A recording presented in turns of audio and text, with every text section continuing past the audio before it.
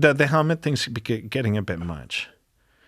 Yeah. Yeah, I think everyone gets the deadmau5 was that dude. So like, and it's hot, it's heavy, and it's like sometimes when I get up on stage, it's just like.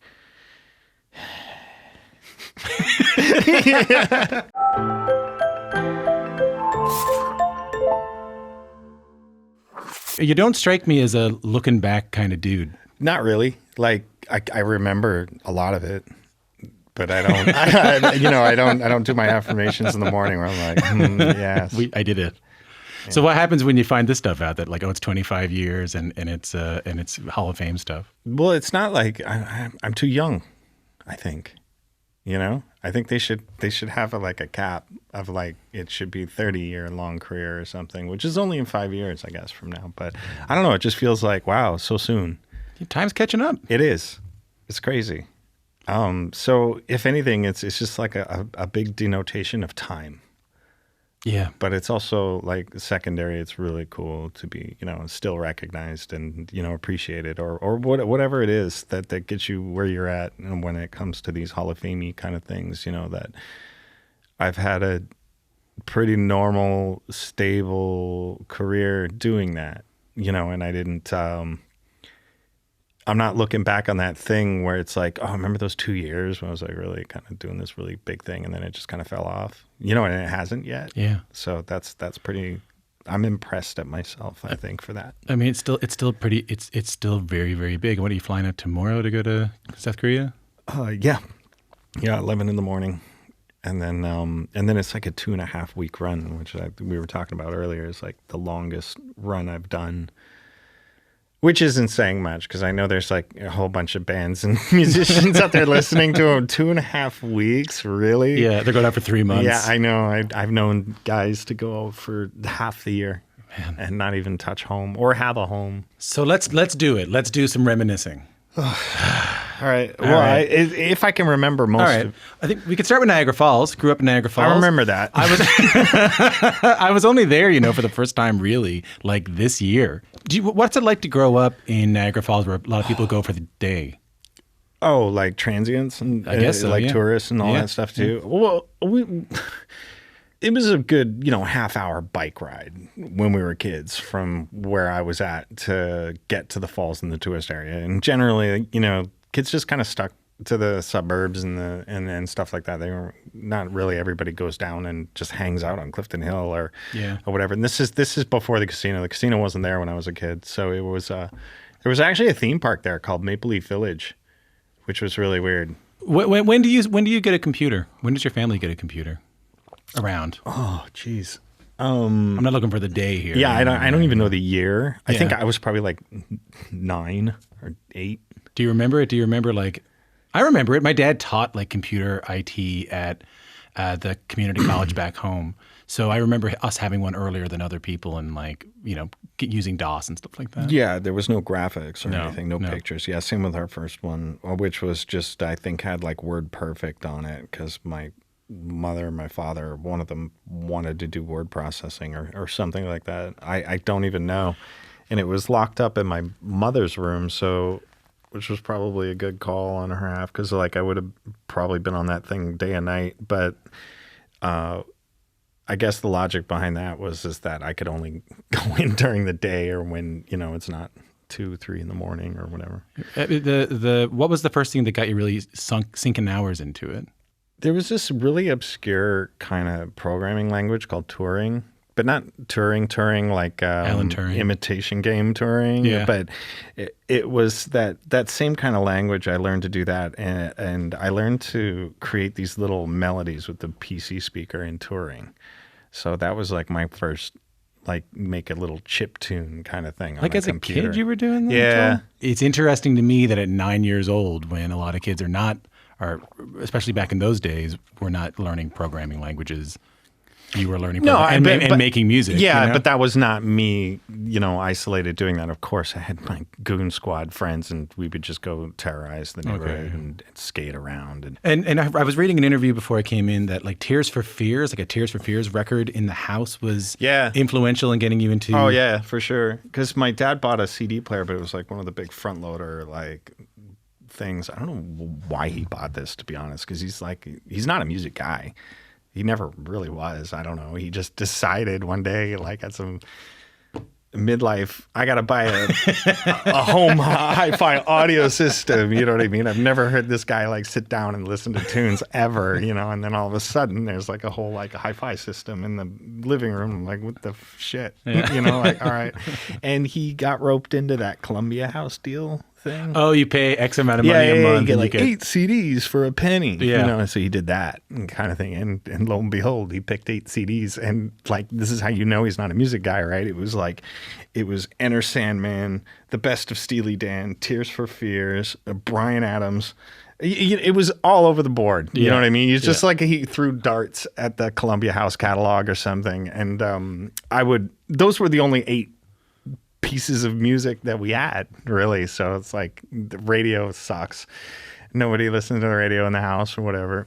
So I just listened to all those CDs. Warrant. Oh yeah. Yeah. Eat the Rich. Yeah. Yeah, totally. Jam, that huge. was in there. Yeah, I know. Big one. Yeah, that still, was one. Still is.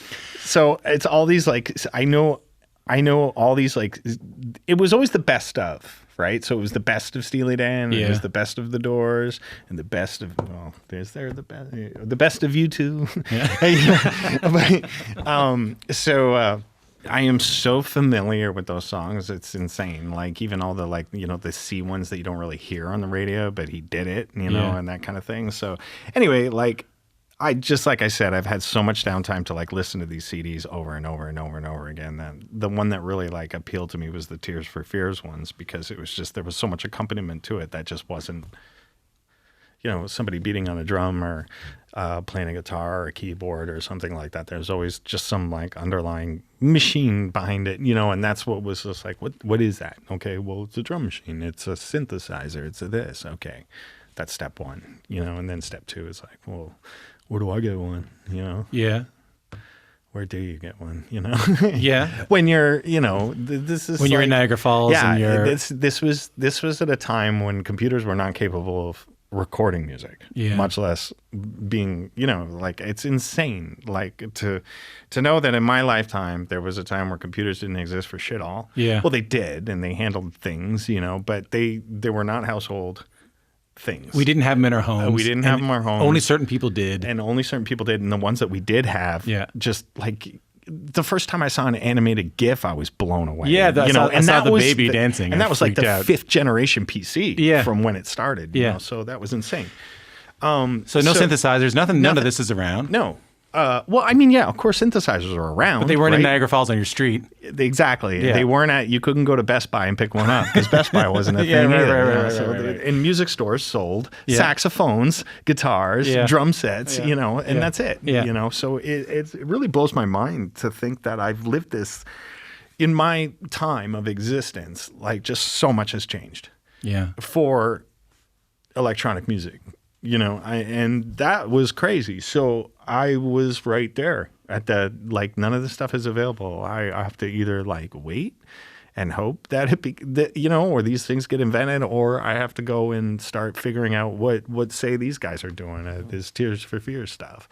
So, and again, I don't have Google, because the internet doesn't even exist yet. Yeah. ARPANET barely exists, So when do you start making music that gets noticed enough to do gigs at all? Because I wanted to ask about the helmet a little bit. Like, I wanted to ask a little bit about the brand and the dude and the mask and all that stuff. But like, when does it happen that you start getting asked to play gigs at all? Well, I think when I had enough equipment that I could kind of wire things together to do a sort of half-baked live performance version of some of my stuff. And I can't say like there was any track I know or had a name or something like that, but I fondly were people remember. Getting excited, or were people? Yeah, they were confused. Yeah, it's also, what is he doing? Yeah, what is that up there? Like, is he gonna sing? Like, what the hell? But like, were people getting excited about the music enough to offer you gigs, or like? Was the music No, it was such a weird thing because, like, really, like, everybody, there's much debate about what's your first show on the internet, and I have this little community on Reddit, and they're always like so on it with trying to find like the purest, most firstest thing, and they're like, his first gig was Halifax. Well, if you want to be like technical about it, it was a high school talent show where I brought a a roll-in sampler, a keyboard, and I did this like cool like Nine Inch Nails cover with it. Everybody like, I know that song, and having a good time. It was just confusion and, kind of like, what's he doing? But it's cool, but I don't get it. And then I did the same thing down on Main Street during some city-funded event and stuff. Again, with Ned Green came out and had his little dance contest for a bottle of wine. And then here's this kid with his computers. But what's the first one that is most similar to the one you're doing now? Like, you know what I mean by that? Probably like the Halifax one that everyone's saying. And you're getting up, and you're not going there because it's not like now where your music would blow up on the internet and you'd have an audience there because everyone found out about you. Oh no, the internet was around. It was a thing. This was like probably 2004. Did you have a crowd there that knew who you were, or did you have? Yeah. So you had. Yeah. Your music I was had established. Your music had been doing okay. Online. Yeah. Your music had been getting around. Oh, Pete Tong had been playing my stuff by that point. You still hadn't performed live though. No. Pete Tong was canning my crap on Radio 1 before I decided I'm going to go try this out. Joel, that's exciting. Well, it was, but it was also kind of like not what I wanted. Because again, I wanted to behind the scenes. I want to be a studio engineer. I want to run a studio. But you're making this music. You're good at it. You're making this music. And and it's just like, okay, well, I threw some darts. That one stuck. I'll just do that because I gotta live. Are you, so can you do the mask stuff for me? Can you do that? Can I do the mask stuff for you? Yeah, because listen, I just read like 35 interviews with you. Are they and it's all the same answer, right? And I'll give it to you again. You don't listen. I just want to hear it. I want to hear. Okay. I'm less interested about the origin of the screen name. I'm less interested in the doodle on the drawing. Mask. I'm interested in why you wanted it.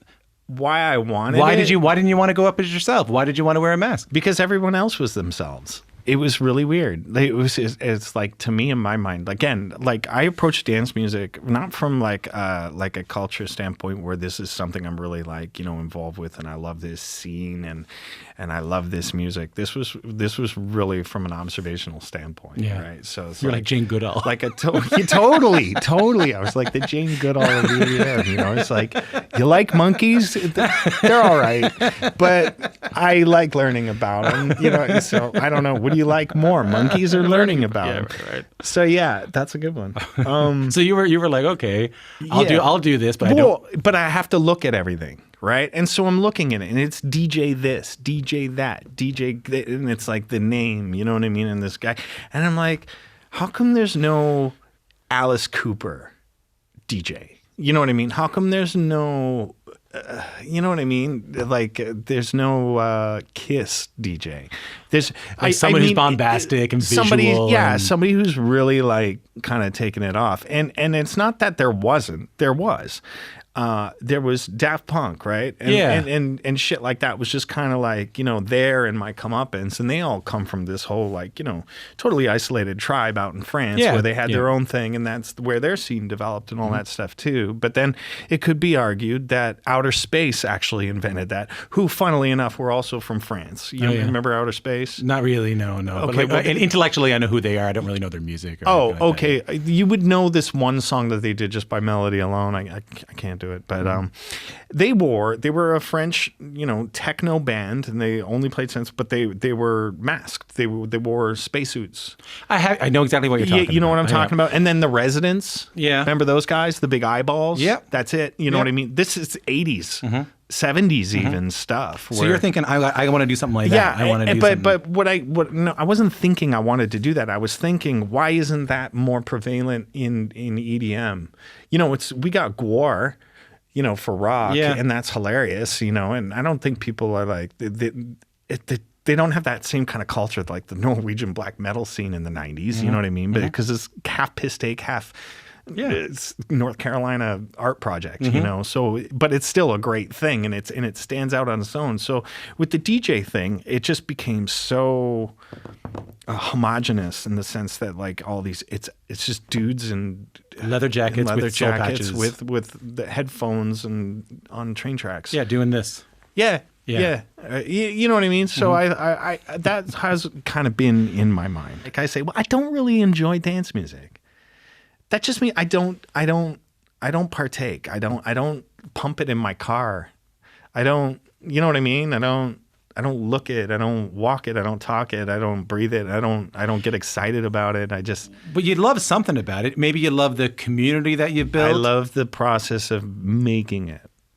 I like the technical challenges. I like sonic development. I like trying to polish something in new ways, because if you listen to early dance music versus now, you'll notice that, like, you know, not necessarily me, but a lot of people have put in and pinpointed these production techniques that have ultimately totally shaped the way that it sounds now versus 10 years ago. And you can ask any dance music producer who's been doing it for 10 years, listen to your first track and then listen to your last track, and they'll be like, oh, it's night and day. Yeah. And it's because somewhere in those years, some technology was invented or applied or used in a certain way that has just totally shifted everything sonically. Okay, let me ask this then, emotionally. So if you are not in love with dance music, we've established all that. You like it. It's you're interested in the optimization of it, the technical process behind it.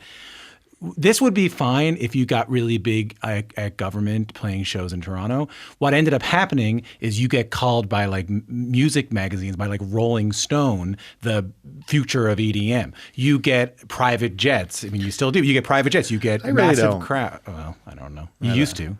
Well, like once a month, in only if it's so tight that I can't make it commercially. You get nice flights. You get probably nice hotel rooms. You get paid a couple of bucks. Well, what I'm asking is, what is that like for this thing that was a bit of a piss, you know? For me, it's normal. I take it for what you will, but it has been so gradual. There was no like moment where the Beatles are on Ed Sullivan and everything changes overnight. This makes sense to me. Okay, I get it. It's all very slow, and it was, I hate to say it, but earned, you know, like over time. Yeah. You know, and that's the thing. And you can tell who has done that and who literally just got the spot like yesterday. Yeah, by interacting with some artists, it's like, okay, just, you know, pace yourself, dude. You know. Do you like the gigs? Do you like the? I some of them, yeah. I like performing. I just like. I should probably backtrack and say that I did go through like a bit of a rave phase, because people are probably like listening that are aware of this phase are like, what the hell? This dude used to go to Hullabaloo. I read that. Yeah. So that was a thing for a few years. I was going to bring that up earlier. That you did go to raves. You did. I did. Yeah, I get it. Yeah, and I can say I was there to observe and report, but I really involved myself in that role. Yeah, I was having a great time. Yeah. It was new. It was different. It was illegal, in some cases. And that was rave. Now, I am so salty and old now. because Joel, no. Well, no. In the sense that, like, everyone's like that is dead. That is long and gone. We used to have to go, like, I know. Come on, do it. Come on. Back in my day, we had to go to Cloud9 on whatever and beg, you know, the dropout cashier for like print out tickets, you know what I mean? That was done on a Xerox thing for a meetup point to get on a bus to take us to God knows where for a party, for a rave, you know? That's exciting. It was fun, you know, because it was dark, you know, it was fucked up. It was breaking into people's basements in Kensington Market, fucked up, and throwing in some renegade sound system or somehow convincing the guys at Jet Nightclub to just maybe leave the door unlocked, you know, one night on a Thursday. That was rave. Cool. Yeah. That was rave. It was the whole doing this and that. And that was exciting. And now when I hear kids, like, you know, kids, grown-ass adults, you know, saying, hey, you know, going to the rave, you know, bought my ticket on Ticketmaster, and it's in Vegas, and it's sponsored by Live Nation and Coca-Cola, and you know what I mean? Like, that's not the rave.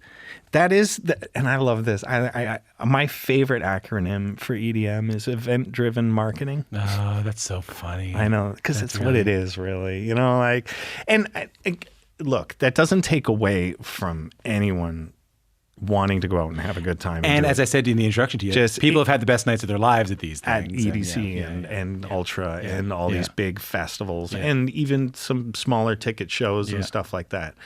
It just costed you $600, but you're going to have a great time. Yeah. You know, but to say that, give that the nomenclature of that time in the mid 90s.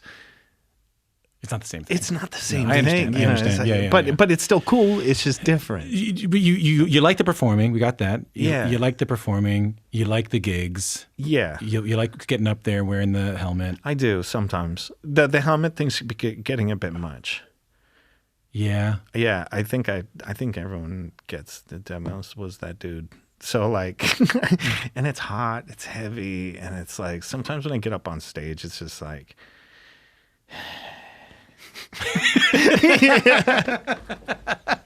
All right, I know, but it's not because I hate it. Well, this leads me to the question I wanted to ask you before you're gone.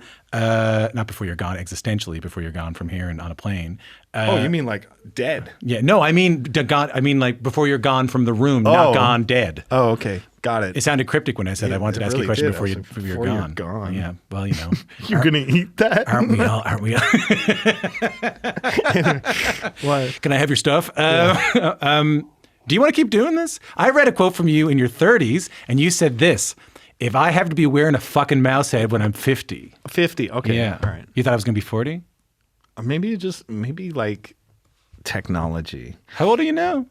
Old enough to know better. Yeah. If you can keep doing I'm as it? old as I look. No, you're not. Good answer. Thank you, buddy. I'm trying to get in the will. I think by the time I'm 50, I think they'll have some kind of really cool like augmented reality tech where the viewer can perceive me on the stage as wearing a mouse head without me actually having to wear it. Do you want to do that? If it's an option, that'd be cool. Do you hate the travel? Do you hate the... No, I hate the inconvenience of it. Yeah. I was like, how come this fucking DJ doesn't have to wear anything stupid? Okay, so it's not the going, it's not the flights, it's not the hotels, it's not the late. That's the late life. Gigs. You're cool with that? I get paid to travel. Yeah. The shows I'll do for free. Right. So you're hoping when you're 50, augmented reality version of deadmau5 that you can do from home. Oh, or on stage. I still love to travel. After 20 years of flinging around everywhere, I made friends everywhere. So it's like I like going and hanging out with them. And can I ask a question that might piss you off? As opposed to the ones that like I really love. You seem to be having a good time, Joel. All right. Couldn't you do that now? Couldn't you farm out deadmau5 now? That's the question that's going to piss you off. But that would require. That's supposed to piss me off? Yeah. Oh my God, no, that's actually a very good question. I mean, work for the Goo Goo Dolls and not the Goo Goo Dolls, Pussycat Dolls. Yeah. And the Blue Men. I just mean because you don't show your face, right? Well, I do. That's a problem, right? So that's a hard sell, right? Yeah. That's a little sus. He's worn the mouse head the whole show. Yeah, I should say you know what I mean? So it's like. You can farm it out. Like, didn't people have done that? You can, but that would require, it just really depends, right? So if I were to somehow, bifurcate my image and likeness or sell it to somebody, that might be the first thing they would do with it. Like, that's what I would do. Yeah. Someone buy the deadmau5 brand image and start doing shows at, what's the name of that big sphere Doesn't matter. In Disney? Epcot. Big shows in Epcot. Sure. Starring quote-unquote deadmau5. Yeah, that'll happen. That's to me the smartest thing I guess they could do with a brand acquisition if someone were to do that. And why I don't do that myself is just because it just seems like more administration work on my part and more liability. More liability. Right. Because not everybody can do what I do. Mm-hmm. I've learned to just now learn that, because I used to say, "Oh, any idiot can do this," But I read you say that, yeah. Now the DJ part, but like the being on the stage and hitting the fucking button, that's fine. No, but I mean the kind of stuff that I have to do at home, where it's like the music making and all that stuff. Yeah, you can emulate to a certain degree, but like again, it's just night and day. You could tell when it's not somebody that you're really familiar with. And that's my problem, is my demographic's really familiar with me in terms of shit I'd do, the way I'd sound, and how I'd perform and stuff like that. So like to clone that without them knowing would be impossible. I'm glad you still do it. Well, yeah, I mean, what else is there? You know, like all this time, you know, like I've spent doing what I do. What I've totally like just missed the boat on developing a real skill, like outside of the one that I have developed, like programming or you know, something that puts you in, you know, that kind of master's area of a technology or practical science or something like that, because I'm just not that brain that can drone away at a benign task. It would have to involve some kind of skill, and then, you know, that's life in the world we live in. You know, the higher the skill, you know, the better the pay, I guess. The thing I'm going to say to you is, against the thing that's going to piss you off is I'm going to say that like you really deserve this Hall of Fame induction. Really? Because you really did create a new. Think about everyone you just talked to me about, like Bryan Adams, big Canadian success, paved the way for Canadian artists. Well, why didn't like? Okay, can I say something that's gonna piss everyone off? Yeah. What about Drake? What about Bieber? They're doing pretty good. Yeah. So why aren't they like Hall of Fame? Or maybe they are, and I'm just stupid. Either they are, they're going to be, or you've been around a bit longer.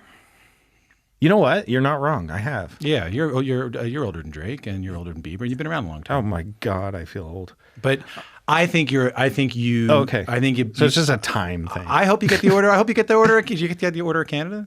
The what? Did you get the Order of Canada? What's the Order of Canada? It's where like the Prime Minister puts a pin on you and says like you're a something something something, you know, for your lifetime of achievement of Canadian music. Good job. That's the. Come on, I'm a representative of the Canadian people, Joel. Do you know what the Order of Canada is? I do now. It's the equivalent of being knighted. Like, yeah, or like in the States they wear like they put a medal around your neck. And that kind of stuff. What does that get you? Like, is that one free pass from jail? Double whenever you want. I think I think you have made a great impact on Canadian music and Canadian art, and you're a very important artist when people talk about the history of Canadian music. Joel? Yeah, I mean, if you would have told me that 10 years ago, I would have been like, all right, we'll see. But okay. Yeah. I'm not that mad. Thanks for coming in. Thank you.